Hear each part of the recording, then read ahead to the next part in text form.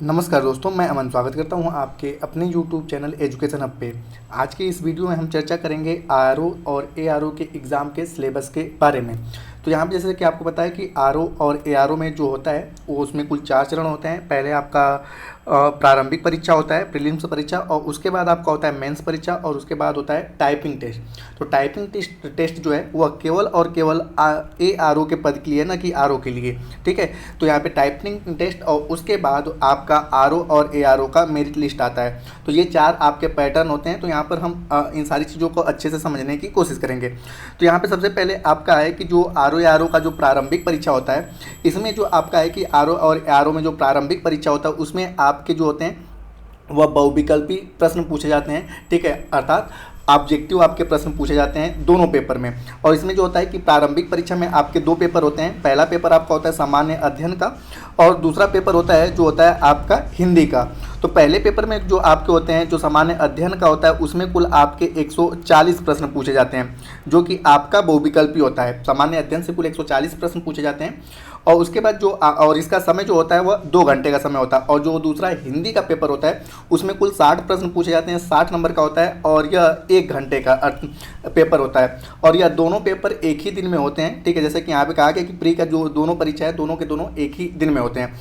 अब यहाँ पे जैसे उसी प्री के परीक्षा के बारे में दिया गया है कि प्री का जो परीक्षा है, तो सामान्य अध्ययन में कुल 140 प्रश्न होते हैं, 140 अंक के होते हैं, और समय होता है 2 घंटे का। और सामान्य हिंदी में जो होता है आपका 60 प्रश्न होता है और 60 अंक का होता है, समय होता है कुल 1 घंटे का।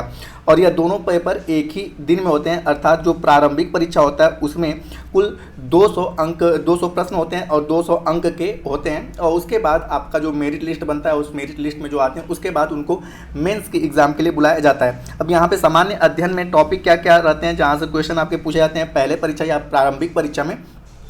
तो उसमें होता है कि सबसे पहले आपको सामान्य विज्ञान, उसके बाद भारतीय राष्ट्रीय आंदोलन, सामान्य ज्ञान, यूपी स्पेशल, अर्थव्यवस्था, भारत का इतिहास, भारतीय राजतंत्र एवं संस्कृति, जनसंख्या, पर्यावरण, उत्तर प्रदेश की जनसंख्या, लिंगानुपात, कृषि, अर्थव्यवस्था, सामान्य बौद्धिक क्षमता, यानी कि कुछ आपके रीजनिंग जैसे क्वेश्चन भी 1-2 पूछे जा सकते हैं। उसके बाद अंतर्राष्ट्रीय घटनाएं, उसके बाद विश्व एवं भारत का भूगोल, आधुनातन राष्ट्रीय और अंतर्राष्ट्रीय महत्वपूर्ण घटनाक्रम, रीजनिंग, व्यापार, सामाजिक प्रथा की जानकारियाँ।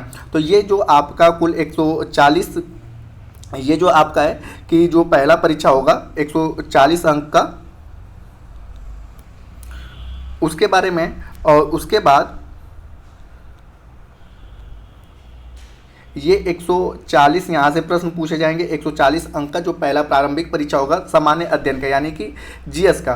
और उसके बाद हिंदी में क्या पूछे जाएंगे उसको हम देखते हैं। तो हिंदी में जो आपका है कि जो 60 अंक का जो आपका क्वेश्चन, 60 प्रश्न पूछे जाएंगे हिंदी से, और जो 60 अंक का होगा तो उसमें जो आपका पूछा जाएगा तद्भव और तत्सम, वर्णमाला, संधि, अनेकार्थी शब्द, विलोम, पर्यायवाची, वाक्य एवं शुद्ध वर्तनी, विशेष एवं विशेषण, रस और छंद, इनके बारे में, और अलंकार, समास एवं समास विग्रह इत्यादि। तो यहाँ से कुल आपके 60 प्रश्न पूछे जाएंगे, जो कि आपका होगा 60 नंबर का। ठीक है, 60 प्रश्न पूछे जाएंगे और वह 60 नंबर का होगा। तो ये दोनों के दोनों आपके जो प्रारंभिक परीक्षाएं, ये आपके वस्तुनिष्ठ होंगे। उसके बाद जब मेरिट लिस्ट में नाम आता है तो वहाँ पे आपका होता है मेंस का एग्जाम।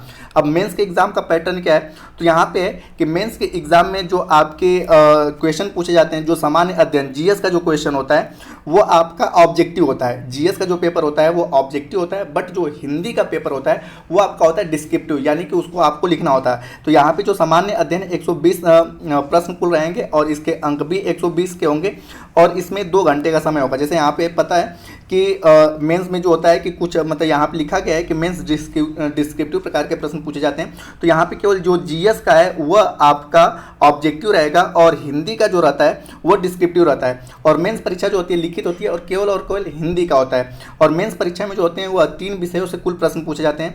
जैसा कि यहाँ पे आप देख पा रहे हैं कि पहला विषय जो है वह आपका सामान्य अध्ययन का है, और उसके बाद दूसरा जो है वह आपका सामान्य हिंदी का है, और आपका तीसरा जो है हिंदी से ही है, लेकिन यहाँ पे पत्राचार और आपका हिंदी निबंध आ जाता है। तो इस प्रकार से आपके 3 हो जाते हैं। सामान्य अध्ययन जो होगा वो आपका क्या होगा, वस्तुनिष्ठ होगा, यानी कि ऑब्जेक्टिव होगा, और यह कुल 120 प्रश्न का होगा, 120 अंक, और समय इसका होगा 2 घंटे का। उसके बाद हिंदी में जो सामान्य हिंदी से क्वेश्चन पूछे जाएंगे, इसमें कुल आपके 100 होंगे और ये 2.5 घंटे का होगा। ये आपका होगा आपका डिस्क्रिप्टिव, मतलब यहाँ पे आपको लिखना होगा। उसके बाद पत्राचार हेतु जो वस्तु मतलब पत्राचार हेतु जो प्रश्न पूछे जाएंगे, हम उसके ऊपर भी चर्चा करेंगे। तो यहाँ से जो क्वेश्चन पूछे जाएंगे वो वस्तुनिष्ठ होंगे और यह आधे घंटे का इसमें समय मिलेगा। उसके बाद हिंदी निबंध पे जो है, हिंदी निबंध का जो सेशन है, इसमें कुल आपके 3 प्रश्न होंगे और 120 अंक का होगा, और इसके लिए आपको 3 घंटे का समय मिलेगा, और इसके लिए आपको निबंध लिखना पड़ेगा, यानी कि ये होता है डिस्क्रिप्टिव। तो यहाँ पे सबसे पहले देख लेते हैं कि सामान्य अध्ययन का जो पेपर 1 है उसमें कहाँ से क्या क्या क्वेश्चन पूछे जाएंगे। तो यहाँ पे है कि वही जो आपने बेसिक तौर पे पेपर फर्स्ट में पढ़ा था कि भारत का इतिहास, भारत राजतंत्र एवं संस्कृति, जनसंख्या, पर्यावरण, सामान्य विज्ञान, भारतीय राष्ट्रीय आंदोलन, सामान्य ज्ञान, अर्थव्यवस्था, उत्तर प्रदेश की जनसंख्या, लिंगानुपात, कृषि, अर्थव्यवस्था, सामान्य बौद्धिक क्षमता, अंतर्राष्ट्रीय घटनाएं, विश्व एवं भारत का भूगोल, व्यापार, यूपी स्पेशल, रीजनिंग, सामाजिक प्रथा और इत्यादि। तो जो आप प्रारंभिक परीक्षा में आपने जीएस में पढ़ा था वही सिलेबस लगभग यहाँ पे मुख्य परीक्षा में भी आपके जीएस के सिलेबस में आ जाता है। अब यहाँ पे हिंदी में अगर देखते हैं तो हिंदी में क्या है कि आपका जो आता है खंड 1, हिंदी का जो खंड 1 आता है, इसमें आपको क्या करना है, बेसिक तौर पे ये क्या होता है, डिस्क्रिप्टिव होता है, यानी कि आपको लिखना होता है। यहाँ पे दिया है पहला आपका कि जो क्वेश्चन रहेंगे वो दिए हुए गद्यांश का शीर्षक, सारांश एवं 3 रेखांकित अंशों की क्या करना है, आपको व्याख्या करना है, अर्थात आपको यहाँ पर लिखना होता है। दूसरा है कि किसी दिए हुए सरकारी पत्र का सारणी रूप में आपको सार लेखन करना होता है। उसके बाद पत्राचार आ जाता है। उसके बाद शासकीय अर्धशासकीय पत्र आपको लिखना होता है। उसके बाद कार्यालय आदेश का ज्ञाप या परिपत्र आपको लिखना होता है। उसके बाद विज्ञप्ति आपका टिप्पण या प्रतिवेदन अनुस्मारक होता है। उसके बाद परिभाषिक शब्दावलियाँ आपको दिया जाता है, उसको लिखना होता है। और परिभाषिक शब्दावलियों में क्या होता है कि अंग्रेजी से हिंदी में आपको कन्वर्ट करना होता है, और हिंदी से अंग्रेजी में, और यहाँ पे आपके कुल 5 शब्द होते हैं। उसके बाद मुहावरे एवं लोकोक्तियाँ होती हैं जो कि 5 होते हैं, उसको भी आपको लिखना होता है। और बेसिक आपको कंप्यूटर ज्ञान होना चाहिए। अब यहाँ पर भी हिंदी का जो एक मेंस में भी होता है, तो यहाँ पे आपको क्या होता है कि विलोम के कुल आपके 6 प्रश्न पूछे जाते हैं और ये 2 अंक के होते हैं। और यहाँ पे हर एक का, ठीक है, यहाँ पे पाँचों का जो होता है ये 6 प्रश्न पूछे जाते हैं कि जो कि 2 अंक का होता है। तो यहाँ पर आपको वस्तुनिष्ठ मतलब यानी कि आपको केवल ट्रिक लगाना होता है, यहाँ पे आपको लिखना नहीं है। तो विलोम से 6, उसके बाद वाक्य एवं वर्तनी शुद्धि से आपके 6 रहते हैं। उसके बाद आपका जो होता है बेसिक यहाँ पर जो आपके प्रश्न पूछे जाते हैं वो आपके टोटल जो होते हैं आपका 10 शब्द होते हैं, ठीक है। विलोम से आपके कुल 10 होते हैं, ठीक है। विलोम से आपके कुल यहाँ पर 10 होते हैं, ठीक है, विलोम से 10। उसके बाद वाक्य एवं शुद्धि से 10 रहते हैं। उसके बाद अनेक शब्दों का 1 शब्द ये भी 10 होता है। तद्भव और तत्सम कुल 10 होता है। उसके बाद विशेषण और विशेष से, और उसके बाद आपका पर्यायवाची। तो इस प्रकार से आपके यहाँ से 10, तो आपका क्या हो जाता है, ये वस्तुनिष्ठ होता है। और यहाँ से कुल 60 मतलब कि 60 नंबर के प्रश्न पूछे जाते हैं, तो ये आपका वस्तुनिष्ठ होता है। ये मेंस का है लेकिन वस्तुनिष्ठ होता है। उसके बाद अगला आता है लास्ट, आपको कि लिखना होता है निबंध। तो यहाँ पे कि इस प्रश्न पत्र के अंतर्गत 3 प्रश्न पूछे जाते हैं और आपको कई विकल्प मिलेंगे जिनमें से किसी एक खंड का आपको प्रश्न मतलब एक पे लिखना होता है निबंध। और उसकी शब्द सीमा कितनी होती है, तो उसकी शब्द सीमा होती है 600। जैसे कि आपका पहला निबंध आ गया तो आपका पहला ये होता है 40 नंबर का। तो इस तरह से आपके 3 ऑप्शन दे देते हैं। तो ये जो पहला निबंध आएगा वो तो साहित्य और संस्कृति से आ सकता है, सामाजिक क्षेत्र से और राजनीतिक क्षेत्र से, किसी एक से आएगा। और इन तीनों में से किसी एक को चूज करके आपको लिखना होता है। उसके बाद आपका होता है कि आपका फिर सेकंड जो खंड आता है उसमें विज्ञान, पर्यावरण और प्रौद्योगिकी। उसके बाद आर्थिक क्षेत्र और कृषि और व्यापार से आ सकता है निबंध, तो इसमें से आपको लिखना होता है। उसके बाद तीसरा जो होता है वह राष्ट्रीय और अंतर्राष्ट्रीय घटना चक्र। उसके बाद आपका प्राकृतिक आपदाएं, भूस्खलन, चक्रवात, भूकंप, बाढ़, सूखा इत्यादि से रिलेटेड दूसरा रहेगा। और उसके बाद आएगा राष्ट्रीय विकास योजनाएं। तो यह 3 खंड में आपका निबंध आता है और इसके लिए कुल आपके 3 घंटे का समय रहता है। और प्रत्येक खंड जो होता है वह 40 अंक का होता है जैसा कि, और शब्द सीमा जो होती है 600 शब्दों की होती है।